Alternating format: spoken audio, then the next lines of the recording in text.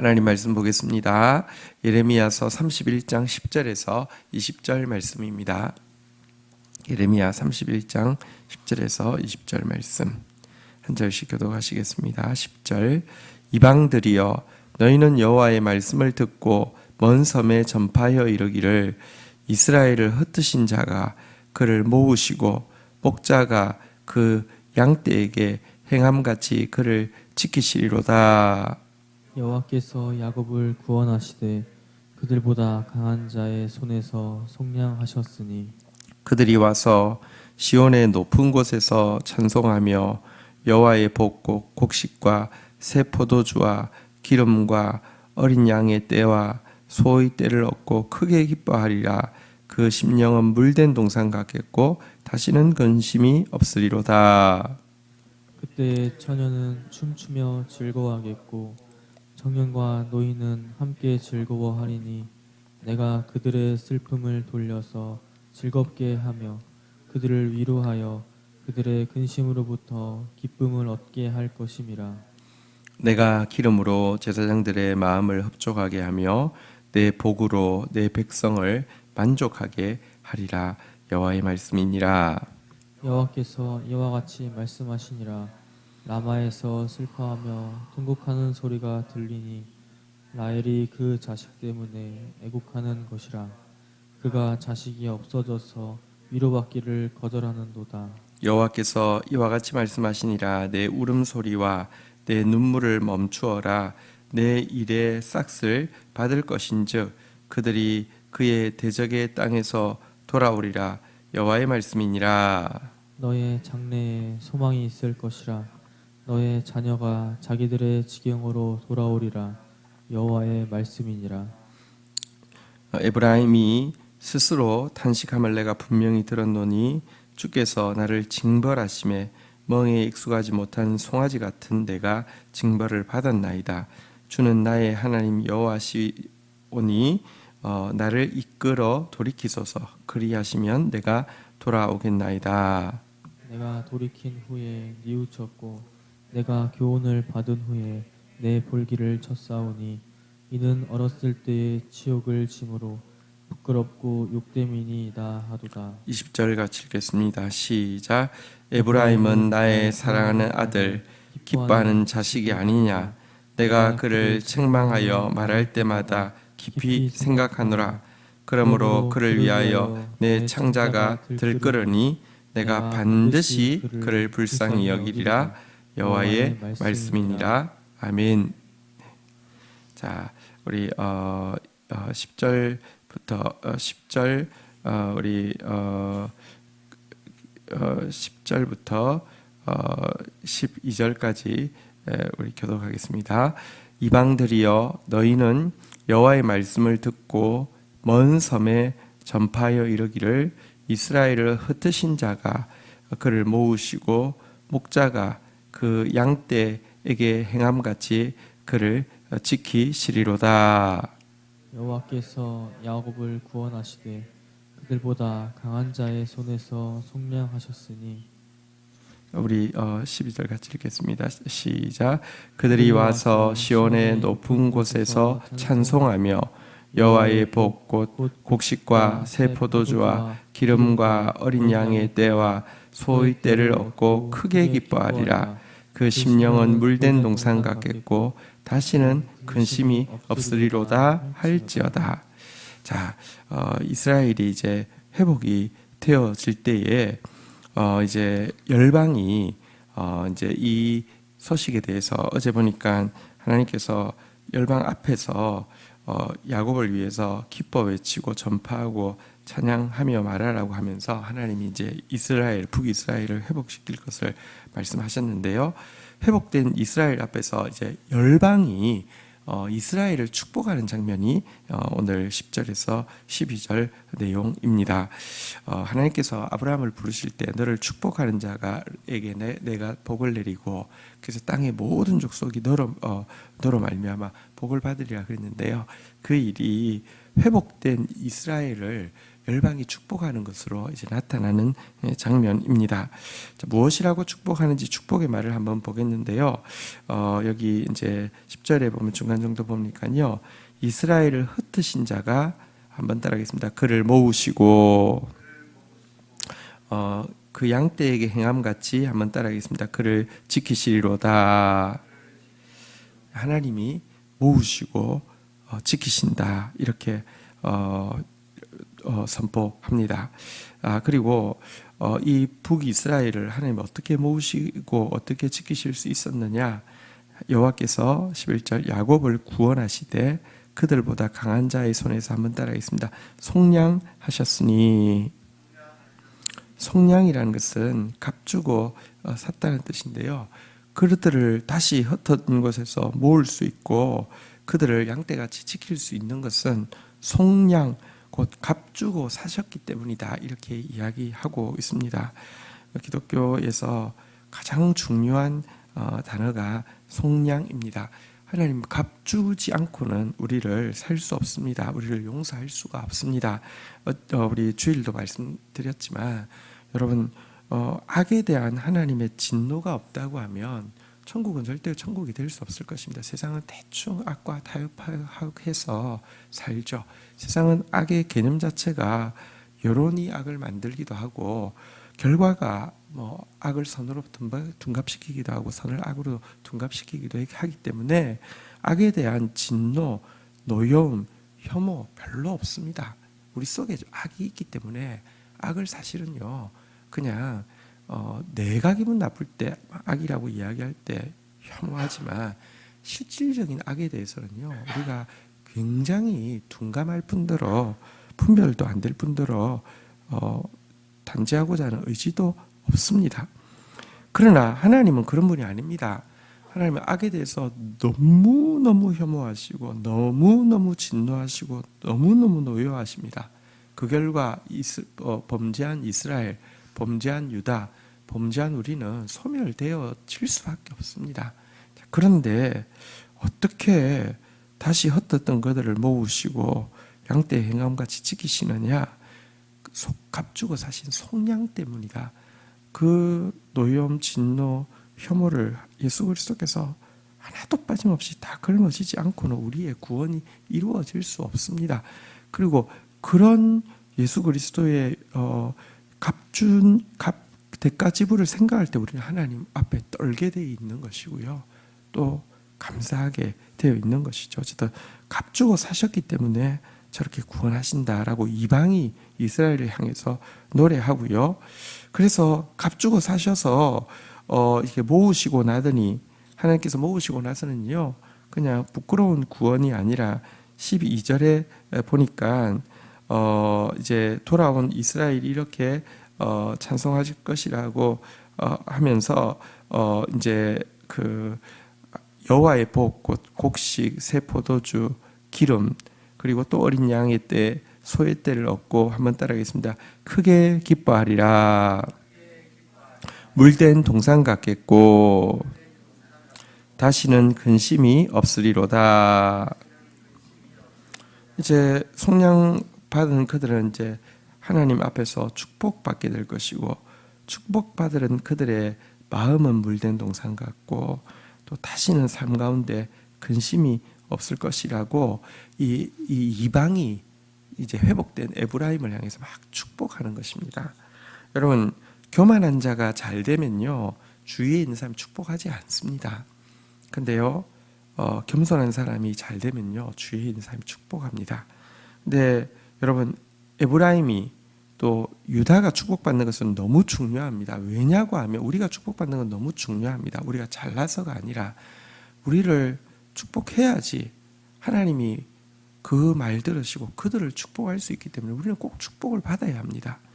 너를 축복하는 자를 내가 축복하리니 땅의 모든 것이 너로 말미암아 땅의 모든 민족이 너로 말미암아 복을 받을 것이라 했는데 이 말은 땅의 모든 민족이 우리를 축복해야 된다는 뜻입니다.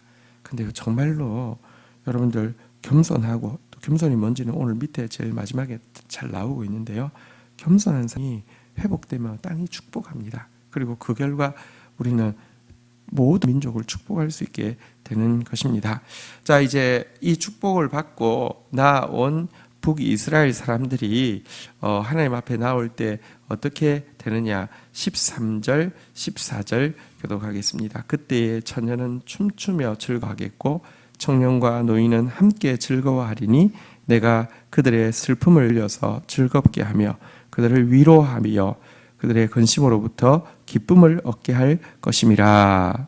내가 기름으로 제사장들의 마음을 흡족하게 하며 내 복으로 내 백성을 만족하게 하리라. 여호와의 말씀이니라. 자, 이제 여러분 돌아온 북이스라엘에게서 나오는 반응은요.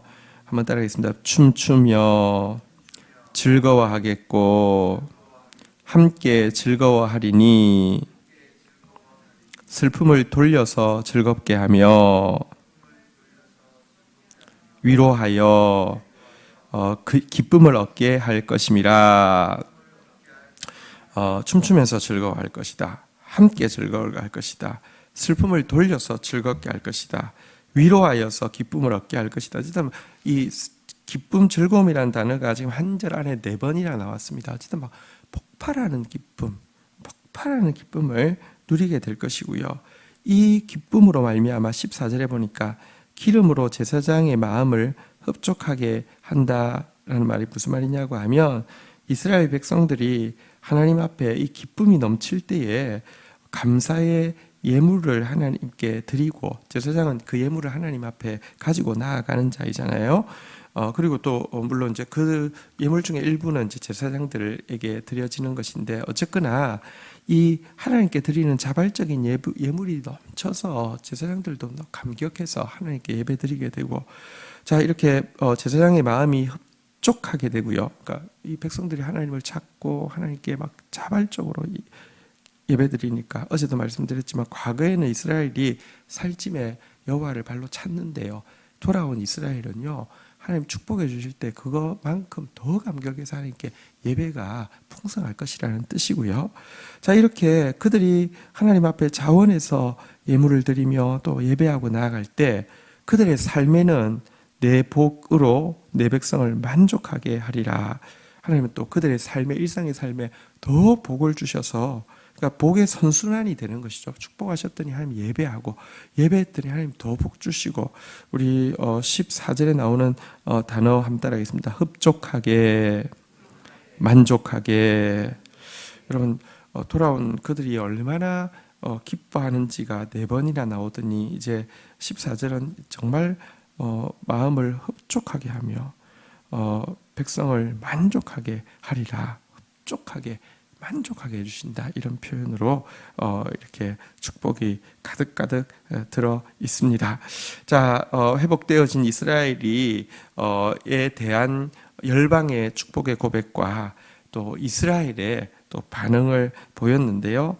자, 15절은 이제 에브라임 자손들이 지금 포로 잡혀 가 있는데요. 이들은 먼저 나라가 망했기 때문에 다 뿔뿔이 흩어져 있잖아요. 자, 이들이 당하는 고통과 또 이제 이들에게 일어날 회복에 대해서 다시 한번 이렇게 예언합니다. 15절, 16절, 17절 교독하겠습니다. 여호와께서 이와 같이 말씀하시니라. 라마에서 슬퍼하며 통곡하는 소리가 들리니 라헬이 그 자식 때문에 애곡하는 것이라. 그가 자식이 없어져서 위로받기를 거절하는도다. 여호와께서 이와 같이 말씀하시니라. 내 울음소리와 내 눈물을 멈추어라. 내 일에 삭슬 받을 것인즉 그들이 그의 대적의 땅에서 돌아오리라. 여호와의 말씀이니라. 17절도 같이 읽읍시다. 시작.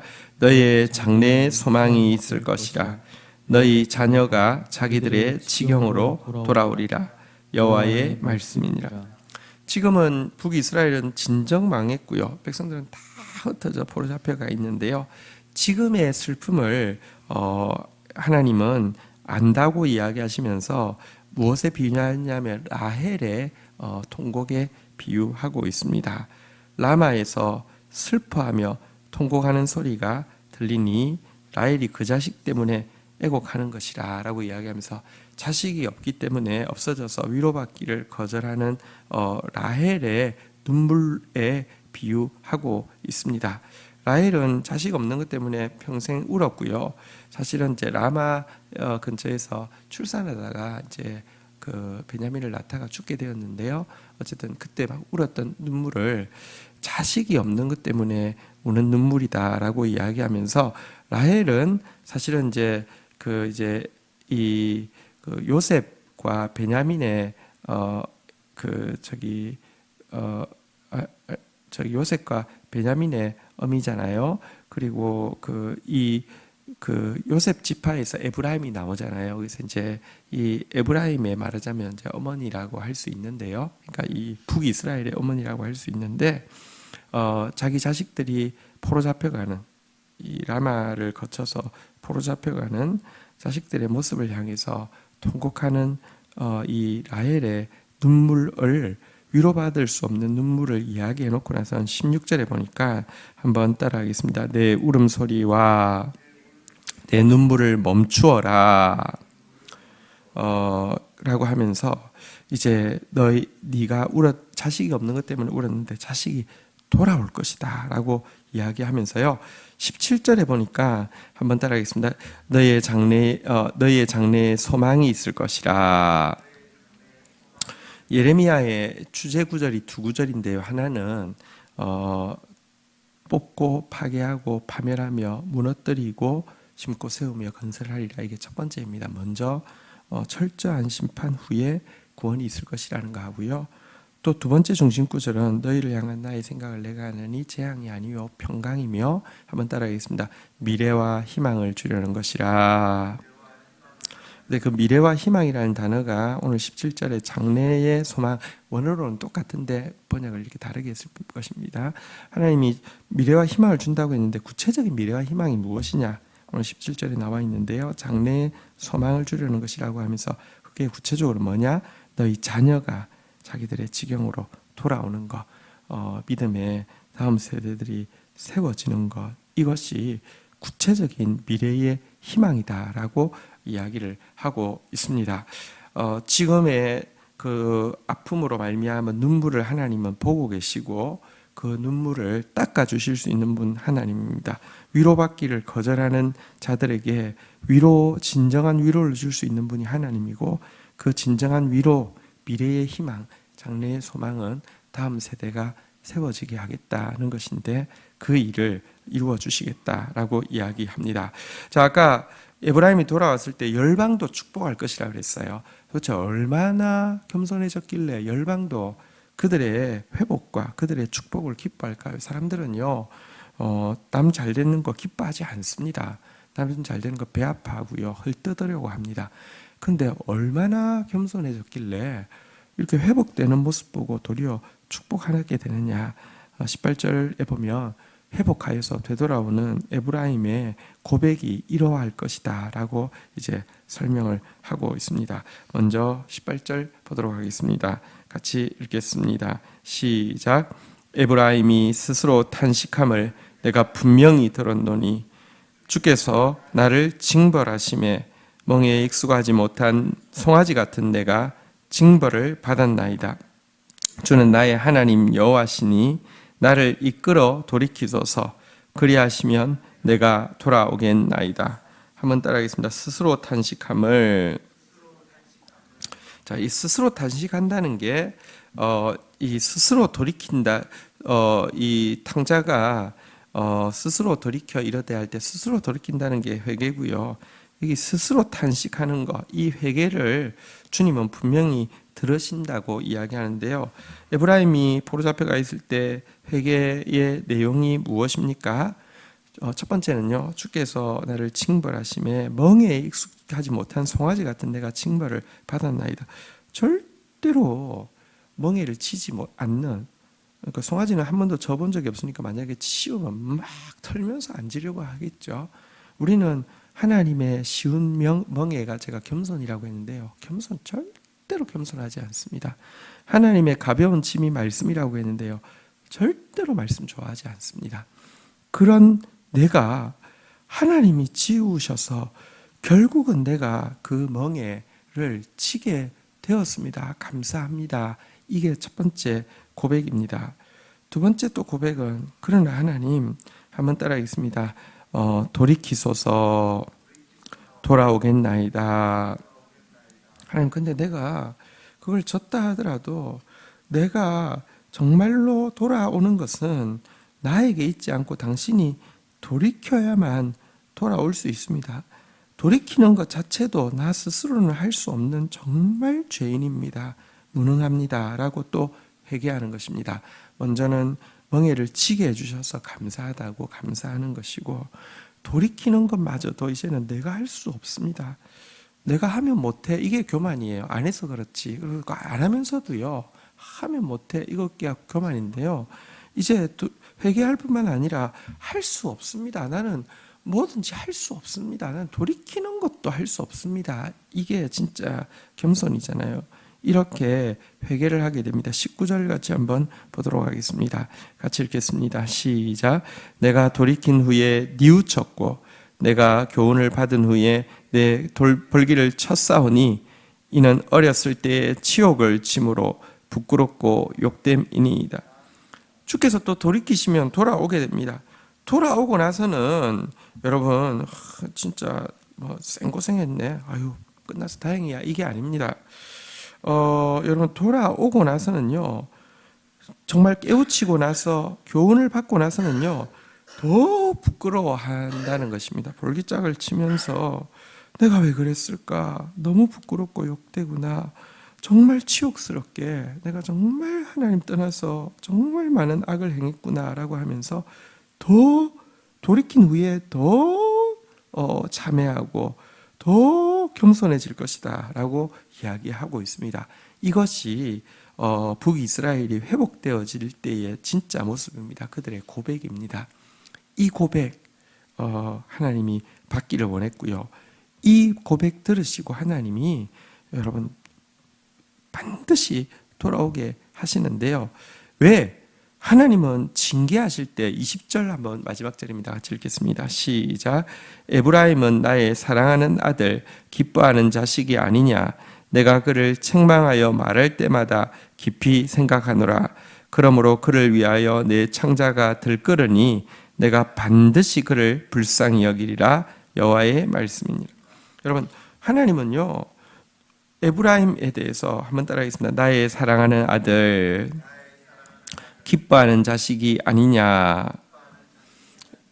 아무리 미운 짓을 하고 못된 짓을 해도요 처음 모습을 절대 잊지 않으시고 신실하시기 때문에 사랑하는 아들 기뻐하는 자식이라고 부르시는 것을 한 번도 포기한 적이 없습니다. 그런데 이들이 범죄할 때 여러분 그렇다고 사랑한다고 내버려 두지 않습니다. 다시 말씀하지만 하나님은 공의로우신 분이시고요. 악에 대해서 진노하셔야 하나님이십니다. 그러지 않으면 온 우주는 희망이 없습니다. 악이 그냥 더불어 산다고 하면 기껏해야 여러분 그냥 우리나라의 모습, 온 세계의 모습하고 천국이 똑같을 것입니다. 자, 하나님은 공의로우시기 때문에 이것에 대해서 반드시 징계할 수밖에 없는데요. 징계하고 책망하지만 책망하여 말할 때마다 한번 따라하겠습니다. 깊이 생각하노라. 감정적으로 하지 않습니다. 그냥 계획 없이 하지 않습니다. 엄청나게 고민하고 생각하여서 징계하십니다. 징계의 방법도, 징계의 시간도, 징계의 기간도 여러분 주님은 우리를 향한 최선이 무엇인지 깊이 생각하고 나서 하고요. 그러면서도요. 보십시오. 사랑하기 때문에 징계하고 징계할 때도 신중하게 징계하지만 징계받고 있는 그들의 모습을 보면서도요. 한번 따라하겠습니다. 내 창자가 들끓으니. 이게 이제 여러분 자식이 아플 때 어미가 막 그 애간장이 끊어지는 그 아픔을 표현하는 것인데요. 징계하면서 맞는 우리보다 때리는 하나님이 훨씬 아파한다는 것을 아셔야 합니다. 우리는요, 내가 범죄해놓고 나서도 매 안 맞겠다고 이야기합니다. 매 맞고 있으면서도 막 아프다고 항변하고, 언제까지 이럴 거냐고 항변하고, 또, 왜 나한테만 이러냐고 항변하고 이러기에 급급합니다. 근데 여러분, 하나님은 진짜 사랑해서 가장 신중하게 때리면서도 때리고 있을 때에도 막 창자가 들끓을 정도로 우리를 향해서 긍휼히 여기시고요. 그래서 이 징계가 통하여 에브라임이 위에서 18절에서 19절에 나온 고백이 나오기만 하면요, 한번 따라하겠습니다. 내가 반드시 그를 불쌍히 여기리라. 하나님 정말 말하자면 미치는 겁니다. 우리 때문에 그러니까 도와주고 싶어서 미치는 것이고, 우리 눈물 흘리고 회개하는 모습 보면요, 막 사랑스러워서 미치는 것이고, 그러니까 빨리 축복하고 싶어서 미치는 것이 하나님의 마음입니다. 오늘 나왔던 표현들 보면 즐거워하겠고, 춤추며 즐거워하겠고, 함께 즐거워하겠고, 슬픔을 돌려서 즐겁게 하겠고, 근심으로부터 즐겁게 할 것이다. 흡족하게 만족하게 할 것이다. 이것이 하나님의 마음입니다. 그리고 이렇게 회복되어진 자는 열방까지 다 복받게 하는 그런 존재가 될 것입니다. 우리 이와 같은 에브라임의 오늘 진실한 참회가 우리의 참회가 되어지고요.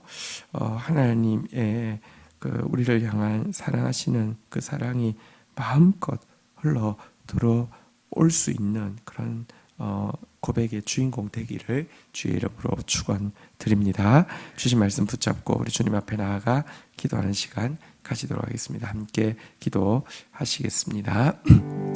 하나님 감사합니다. 이 아침에도 너무 풍성한 위로의 말씀으로 또 보장의 말씀으로 함께하여 주셨습니다. 하나님, 주께서 회복시켜 주실 물된 동산 같은 축복, 즐거움으로 넘치는 축복, 흡족하고 만족한 축복, 미래와 희망의 다음 세대가 회복되어지는 축복, 하나님 오늘 쏟아지게 약속하여 주셨습니다. 반드시 불쌍히 여기시리라는 보장으로 함께하여 주셨습니다. 하나님, 정말 돌이킨 에브라임 같이 겸손한 자 되어지게 하여 주시고, 하나님 지워주신 멍에를 칠 수 있었음에 감사하고, 하나님 돌이키지 않으면 내가 할 수 있는 것이 아무것도 없음을 또 정말 철저하게 인정하는 겸손한 자 되어지게 하여 주시고, 돌이킨 이후에도 더더욱 하나님 앞에 참회하며 더더욱 하나님께 감격하는 사람만 되어질 수 있도록 우리를 붙들어 주시옵소서.